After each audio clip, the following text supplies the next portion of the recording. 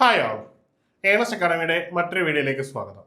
നമുക്കറിയാം KSEBിയിൽ വളരെയധികം മാസീവായിട്ട് നിയമനം നടക്കുന്ന, പ്രത്യേകിച്ചും ജില്ലാ അടിസ്ഥാനത്തിൽ നിയമനം നടക്കുന്ന വളരെ പ്രധാനപ്പെട്ട ഒരു തസ്തികയാണ് പണ്ട് മസ്ദൂർ എന്നറിയപ്പെട്ടിരുന്ന, ഇപ്പോൾ പുതുതായിട്ട് റീനെയിം ചെയ്തിരിക്കുന്ന KSEB വർക്കർ എന്ന് പറയുന്ന പോസ്റ്റ്.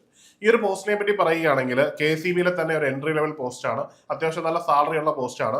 മാത്രവുമല്ല, ഈ ഒരു പോസ്റ്റിനെ പറ്റി പറയുകയാണെങ്കിൽ പുതിയ യോഗ്യതയുടെ അടിസ്ഥാനത്തിൽ ഈ ഒരു എക്സാമിനേഷൻ നടക്കുന്നത്. നേരത്തെ 8ാം ക്ലാസ് ആയിരുന്നു യോഗ്യതയെങ്കിൽ ഇപ്പോൾ അത് മാറിയിട്ട് 10ാം ക്ലാസ് പാസ്സായ ശേഷം ITI യോഗ്യതയുള്ളവർക്ക് മാത്രമാണ് ഈ ഒരു പോസ്റ്റിൽ അപേക്ഷിക്കാൻ കഴിയുന്നത് എന്നുള്ളത് ഏറ്റവും പ്രധാനപ്പെട്ട സവിശേഷതയാണ്. മാത്രമല്ല, ഈ പോസ്റ്റിലേക്ക് അപേക്ഷിക്കുവാനുള്ള തീയതി എന്ന് പറയുന്നത് നാളെ അവസാനിക്കുകയാണ്. നാളെയാണ് ഈ ഒരു പോസ്റ്റിലേക്ക് അപ്ലൈ ചെയ്യാനുള്ള ലാസ്റ്റ് ഡേറ്റ്. അപ്പോൾ ഇതിനോടകം അപ്ലൈ ചെയ്തിട്ടില്ലാത്ത ഉദ്യോഗാർത്ഥികൾ എത്രയും പെട്ടെന്ന് തന്നെ ഈ ഒരു പോസ്റ്റിലേക്ക് അപേക്ഷിക്കുക. ഒരിക്കൽ കൂടി പറയാം, 10ാം ക്ലാസ് പാസ് ആയ ശേഷം നേടിയിരിക്കുന്ന ITI ആണ് ഈ ഒരു പോസ്റ്റിലേക്ക് അപേക്ഷിക്കാൻ വേണ്ടുന്ന അടിസ്ഥാന യോഗ്യത. ഇലക്ട്രിക്കൽ, വയർമാൻ തുടങ്ങിയ മേഖലയിൽ ഏത് സ്ട്രീമിൽ നിന്ന് അല്ലെങ്കിൽ അതിന് തതുല്യമായ മേഖലയിൽ നിന്ന് നിങ്ങൾ ITI കരസ്ഥമാക്കിയിട്ടുണ്ടെങ്കിൽ നിങ്ങൾക്ക് ഈ ഒരു പോസ്റ്റിലേക്ക് അപേക്ഷിക്കാം. അപ്പോൾ ഇതിനോടകം അപേക്ഷിച്ച ഉദ്യോഗാർത്ഥികളും അപേക്ഷിക്കാൻ പോകുന്ന ഉദ്യോഗാർത്ഥികൾക്കും ഉള്ളിലുള്ള പ്രധാനപ്പെട്ട ഒരു സംശയമാണ് ഇതിന്റെ എക്സാമിനേഷൻ തീയതി എന്നായിരിക്കും എന്നുള്ളത്. പൊതുവെ കേരള PSC എല്ലാ വർഷത്തെയും കൃത്യമായിട്ടുള്ള എക്സാമിനേഷന്റെ കലണ്ടർ പബ്ലിഷ് ചെയ്യുന്നുണ്ട്. എന്നാൽ ഈ ഒരു നോട്ടിഫിക്കേഷന്റെ കലണ്ടർ ഇതിനോടകം വന്നിട്ടില്ല. അതിന്റെ അർത്ഥം ഈ വർഷം ഈ എക്സാമിനേഷൻ ഉണ്ടാകില്ലെന്നല്ല. മുൻ വർഷങ്ങളിൽ തന്നെ ഇത്തരത്തിൽ വന്നിട്ടുള്ള നോട്ടിഫിക്കേഷൻ, അൺഎക്സ്പെക്ടഡ് ആയിട്ട് വന്നിട്ടുള്ള നോട്ടിഫിക്കേഷൻ, അത് ജനറൽ PSCയുടെ കാര്യത്തിലും അതുപോലെ തന്നെ ടെക്നിക്കൽ PSCയുടെ കാര്യത്തിലും പലപ്പോഴും അവർ വളരെ പെട്ടെന്ന് തന്നെ നോട്ടിഫിക്കേഷൻ വന്ന് ഏതാണ്ട് 3-4 മാസത്തിനുള്ളിൽ തന്നെ എക്സാമിനേഷൻ നടത്തുന്ന രീതിയിലേക്ക് മാറുന്ന ഒരു പ്രവണതയും കണ്ടിട്ടുണ്ട്. എന്നാൽ ഇവിടെ നമ്മൾ 2-3 മാനദണ്ഡങ്ങൾ അടിസ്ഥാനമാക്കിയായിരിക്കും നമ്മളിവിടുത്തെ ഒരു ഡേറ്റ് എക്സ്പെക്ടേഷൻ കൺസിഡർ ചെയ്യുന്നത്. അതിൽ ആദ്യത്തെ പറഞ്ഞാൽ ഇതൊരു ജില്ലാ അടിസ്ഥാനത്തിൽ നടത്തുന്ന എക്സാമിനേഷൻ ആണ്. അതുകൊണ്ട് തന്നെ ഇതിനകത്ത് എത്രത്തോളം ഉദ്യോഗാർത്ഥികൾ അപ്ലൈ ചെയ്തിട്ടുണ്ട് എന്നുള്ളത് നമുക്കറിയില്ല. കാരണം ഈ ഒരു പോസ്റ്റിന്റെ കണ്ടീഷൻ 10ാം ക്ലാസ്സും ITI ആയതുകൊണ്ട് തന്നെ ചിലപ്പോൾ നമ്പർ ഓഫ് കാൻഡിഡേറ്റ്സിന്റെ എണ്ണം കൂടും. ഈ നമ്പർ ഓഫ് കാൻഡിഡേറ്റ്സിന്റെ എണ്ണം കൂടിയാൽ PSC ഇതിന്റെ ഫെസിലിറ്റേഷൻ, അതായത് കുട്ടികൾക്ക് എക്സാം എഴുതാനുള്ള ഫെസിലിറ്റേഷനും ബാക്കിയുള്ള കാര്യങ്ങളും ഒക്കെ ചെയ്തെടുക്കാനുള്ള സമയം അവർക്ക് വേണ്ടതുകൊണ്ട് ചിലപ്പോൾ എക്സാമിനേഷനിൽ കുറച്ച് ലാഗ് ഉണ്ടാകാം. ഇനി നമ്പർ ഓഫ് കാൻഡിഡേറ്റ്സിന്റെ എണ്ണം കുറവാണെങ്കിൽ അതനുസരിച്ച് അവർക്ക് വേഗത്തിൽ ഇത് നടപ്പിലാക്കാനും പറ്റും എന്നുള്ളതൊരു പ്രധാനപ്പെട്ട കാര്യമാണ്. ഇനിയും മറ്റൊരു കാര്യം എന്ന് പറഞ്ഞാൽ, ഇത് ജില്ലാ അടിസ്ഥാനത്തിൽ വിളിച്ചിരിക്കുന്ന ഒരു പോസ്റ്റ് ആയതുകൊണ്ട് ജില്ലകളിലേക്ക് മാത്രം, അതായത് LD ക്ലർക്കിലൊക്കെ നടക്കുന്ന പോലെ ഒരു ജില്ലാ അടിസ്ഥാനത്തിലായിരിക്കുമോ നടക്കുന്നതോ ഓൾ കേരള ഒറ്റ എക്സാം ആയിട്ടാണോ നടത്തുക? ഇത് രണ്ടും ഒരു പ്രധാനപ്പെട്ട സംശയങ്ങളാണ്. ഈ ഒരു 2 സംശയങ്ങളെയും അഡ്രസ് ചെയ്യുന്ന രീതിയിൽ തന്നെയായിരിക്കും നമ്മളിവിടുത്തെ ഒരു എക്സ്പെക്ടഡ് ഡേറ്റ് നമ്മളിവിടെ ഡിറ്റർമിൻ ചെയ്യാൻ പോകുന്നത്. ആദ്യമായിട്ട് ഇതിന്റെ ഒരു ഔട്ട്ലൈൻ പറയാം. ഈ ഒരു പോസ്റ്റിനെ പറ്റി പറയുകയാണെങ്കിൽ കേരള ഇലക്ട്രിസിറ്റി ബോർഡിലേക്കാണ് ഇതിനകത്ത് നമ്മൾ നിയമനം വരുന്നത്.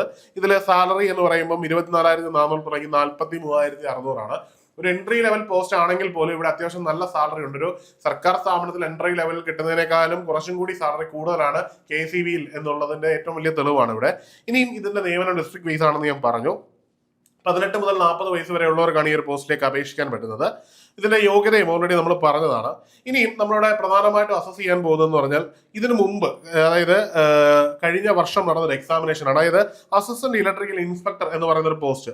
ഈ ഒരു പോസ്റ്റ് ഇതുപോലെ തന്നെ നമ്മുടെ നോട്ടിഫിക്കേഷനിൽ, അതായത് ആ വർഷത്തെ കലണ്ടറിൽ ഇല്ലാത്തൊരു എക്സാമിനേഷൻ ആയിരുന്നു. സഡൻ ആയിട്ട് ഇതിന് നോട്ടിഫിക്കേഷൻ വരികയും അതിനുശേഷം എക്സാമിനേഷൻ കൃത്യമായിട്ട്, വളരെ പറഞ്ഞു കഴിഞ്ഞാൽ നോട്ടിഫിക്കേഷൻ വന്ന് വളരെ പെട്ടെന്ന് തന്നെ 17/6 നോട്ടിഫിക്കേഷൻ വന്നു.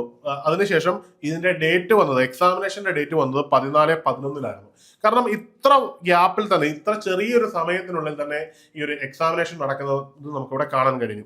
അതേ മാനദണ്ഡം തന്നെ നമ്മൾ ഇവിടെ അസസ് ചെയ്യുകയാണെങ്കിൽ ഇവിടെ നമുക്ക് എക്സാമിനേഷൻ ഒരു സെപ്റ്റംബർ മുതൽ നവംബർ വരെയുള്ള മാസത്തിനുള്ളിൽ നടക്കുമെന്ന് വേണം കണക്കാക്കാൻ. അതിൽ ഏറ്റവും പ്രധാനപ്പെട്ട കാര്യം എന്ന് പറഞ്ഞു കഴിഞ്ഞാൽ 30/4/2026 ഗസറ്റഡ് ഡേറ്റ് വന്നിരിക്കുന്ന ഈ ഒരു എക്സാമിനേഷന് ജില്ലാ അടിസ്ഥാനത്തിലാണ് നടത്തുന്നതെങ്കിൽ അവർക്ക് 2 ജില്ലകളെ ഒരുമിച്ച് ഉൾപ്പെടുത്തിക്കൊണ്ട് വേണമെങ്കിൽ പരീക്ഷ നടത്തി പോവാം. 2 ജില്ലകൾക്ക് എക്സാം സെറ്റ് ചെയ്ത് അങ്ങനെ LD ക്ലർക്ക് എക്സാമിനേഷനിലൊക്കെ നടക്കുന്ന പോലെ അവർക്ക് വേണമെങ്കിൽ നടത്തിക്കൊണ്ട് പോകാം.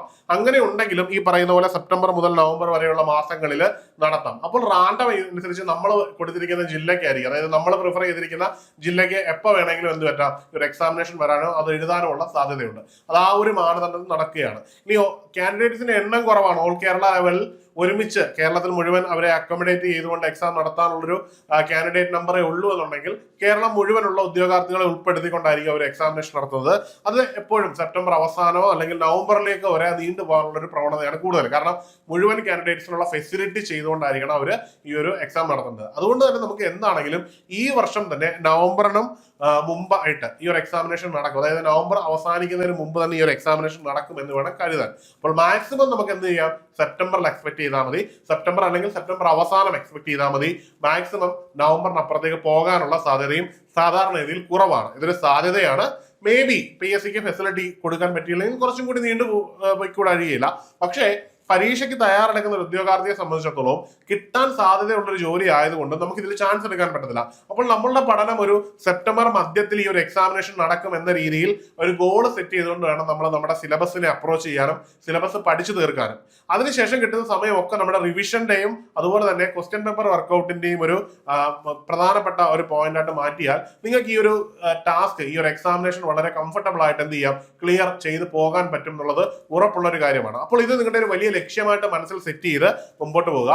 അപ്പൊ നിങ്ങളുടെ പഠനം ശരിയായ ദിശയിൽ പോയെങ്കിൽ മാത്രമേ ഈ പറയുന്ന എക്സാമിനേഷൻ ക്രാക്ക് ചെയ്യാൻ പറ്റുകയുള്ളൂ. പോസ്റ്റ് ചെറുതാണെങ്കിലും മത്സരം ചെറുതായിരിക്കും എന്ന് ഒരിക്കലും കണക്കാക്കരുത്. കാരണം നിയമന സാധ്യത ഏറെയുള്ള ഒരു പോസ്റ്റാണ്.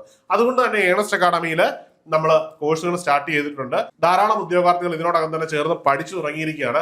നിങ്ങളും പഠിച്ചു തുടങ്ങിയില്ലെങ്കിൽ പലപ്പോഴും എക്സാമിനേഷൻ വളരെ പിന്നേക്ക് പോകാനുള്ള സാധ്യതയുണ്ട്. ആ ഒരു പ്രശ്നം പരിഹരിക്കുന്നതിനായിട്ട് ഇപ്പോൾ തന്നെ നിങ്ങൾ കോഴ്സിന് ജോയിൻ ചെയ്യുക, പഠിച്ചു തുടങ്ങുക. ഇനി കോഴ്സുമായിട്ട് ബന്ധപ്പെട്ട് എന്തെങ്കിലും സംശയം ഉണ്ടെങ്കിലും കോഴ്സിനെ പറ്റി കൂടുതൽ അറിയണമെങ്കിലും താഴെ ഒരു ഗൂഗിൾ ഫോം ഉണ്ട്. ആ ഗൂഗിൾ ഫോം ഫില്ല് ചെയ്യാവുന്നതാണ്, അല്ലെങ്കിൽ ഇതിൽ കാണുന്ന നമ്പറിൽ ബന്ധപ്പെടാവുന്നതാണ്. അപ്പോൾ മറ്റൊരു വീഡിയോയുമായി കാണാം. Good bye.